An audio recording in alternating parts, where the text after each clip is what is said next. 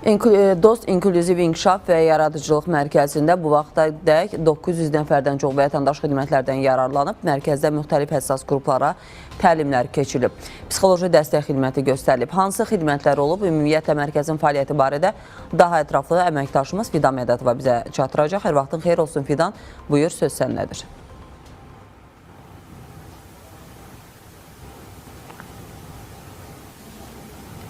Salam, hər vaxtınız xeyir olsun. Bəli, 2021-ci ildə açılışı həyata keçirilən Dost İnklüziv İnkişaf və Yaradıcılıq Mərkəzində həmin vaxtdan bugünədək 900-dən çox vətəndaş həmin xidmətlərdən yararlanıb. Bəs həmin zaman kəsiyi çərçivəsində başqa hansı işlər həyata keçirilib? Elə mərkəzin direktoru Elnarə Ənsari bizlə canlı bağlantıdadır və suallarımızı o cavablandıracaq. Salam Elnarə xanım, keçirilən işlərlə bağlı sizdən detallar istəyirik.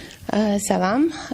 Birinci vitse-prezident Mehriban xanım Əliyevanın təşəbbüsü ilə yaradılan Dost İnklüziv İnkişaf və Yaradıcılıq Mərkəzi artıq 4 il fəaliyyət göstərir və bu bizim mərkəzdə həssas kateqoriyadan olan insanlar üçün yaradıcılıq istiqamətində həmən həssas kateqoriyadan olan insanların, onların yaradıcılıq potensialını üzə çıxartmaq və gələcəkdə inkişaf etdirməkdir.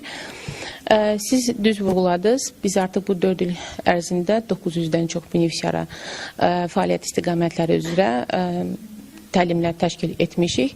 Burada 14 fəaliyyət istiqamətləri üzrə təlimlər təşkil olunur. Həssas kateqoriyadan deyənlər biz kimləri nəzərdə tuturuq? Bu şəhid ailələrin üzvləri, ailə üzvləridir. Vətən müharibəsinə əlaqədar olaraq əlilliyi olan şəxslər və onların ailə üzvləri, az təminatlı ailələrdir, valideynin himayəsindən məhrum olan uşaqlar və əksəriyyəti əlilliyi olan şəxslərdir. Bu 4 il ərzində artıq müxtəlif tədbirlər həyata keçirilir. Onların sosial adaptasiyasına yönəlmiş və bizim əsas məqsədimiz odur ki, onları cəmiyyətə yenidən qazandırmaq və müxtəlif şanslar verməkdir. 4 il ərzində biz 150-dən çox tədbir həyata keçirmişik. Burada müxtəlif konsert proqramlarıdır, master klasslardır, sərgilərdir. Biz həmçinin də həm ölkə daxili müxtəlif festivallarda, konsert proqramlarda iştirak edirik və bizim üçün bu il ən önəmlisi odur ki, Yaponiyada, Osaka şəhərində təşkil olunmuş sərgidə Expo 2025-də bizim mərkəzin həm təlimçiləri, həm benefisiarları orada iştirak etmişdir. Və bu ümumiyyətlə məncə biz yeganə idik ki, bu inklüziv komponenti biz orada göstərdik.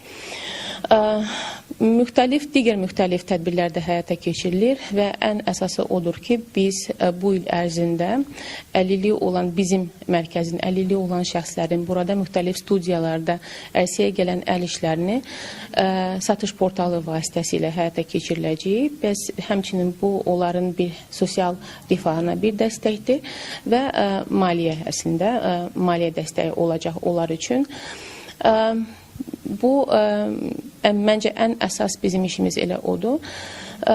Bir də bu yaxınlarda Cənab Prezident tərəfindən imzalanmış sərəncama əsasən onların vergisi cəmi 2% olacaq. Bu da onlar üçün böyük bir dəstəkdir. Və biz gələcəkdə bu kimi tədbirləri keçirmək niyyətindəyik və onların ümumiyyətlə bu cəmiyyətə qazandırmağı istiqamətində böyük işlər gələcəkdə bizi gözləyir. Təşəkkür edirik Elnarə xanım, çatdığınız detallı informasiyalara görə və bir daha vurğulamaq istəyirik ki, məhz Dost İnklüziv İnkişaf və Yaradıcılıq Mərkəzi, hansı ki 2021-ci ildə açılışı həyata keçirilən mərkəzdən danışırıq. Bugünə qədər həyata keçirilən işlərlə bağlı, layihələrlə bağlı detalları sizlə bölüşməyə çalışdıq. Bizdən informasiyalar bu qədər idi, söz sizdədir. Minnətdarıq Fidan, ətraflı informasiyaların üçün. Qeyd edək ki, bizimlə bir